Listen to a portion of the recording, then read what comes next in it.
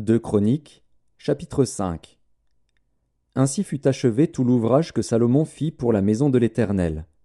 Puis il apporta l'argent, l'or et tous les ustensiles que David, son père, avait consacrés, et il les mit dans les trésors de la maison de Dieu.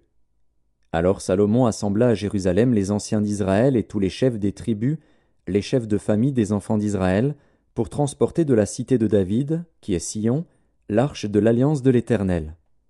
Tous les hommes d'Israël se réunirent auprès du roi pour la fête, qui se célébra le 7e mois. Lorsque tous les anciens d'Israël furent arrivés, les Lévites portèrent l'arche.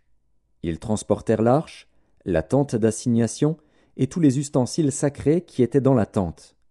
Ce furent les sacrificateurs et les Lévites qui les transportèrent. Le roi Salomon et toute l'assemblée d'Israël convoqués auprès de lui se tinrent devant l'arche. Ils sacrifièrent des brebis et des bœufs, qui ne purent être ni comptés, ni nombrés, à cause de leur multitude. Les sacrificateurs portèrent l'arche de l'alliance de l'Éternel à sa place, dans le sanctuaire de la maison, dans le lieu très saint, sous les ailes des chérubins. Les chérubins avaient les ailes étendues sur la place de l'arche, et ils couvraient l'arche et ses barres par-dessus.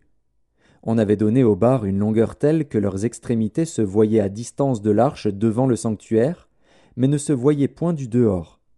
L'arche a été là jusqu'à ce jour. Il n'y avait dans l'arche que les 2 tables que Moïse y plaça en Horeb, lorsque l'Éternel fit alliance avec les enfants d'Israël à leur sortie d'Égypte.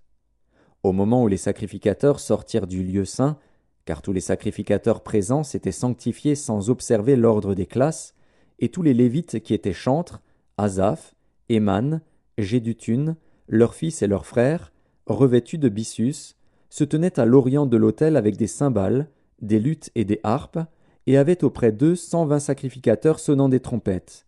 Et lorsque ceux qui sonnaient des trompettes et ceux qui chantaient, s'unissant d'un même accord pour célébrer et pour louer l'Éternel, firent retentir les trompettes, les cymbales et les autres instruments, et célébrèrent l'Éternel par ces paroles, « Car il est bon, car sa miséricorde dure à toujours », en ce moment, la maison de l'Éternel fut remplie d'une nuée.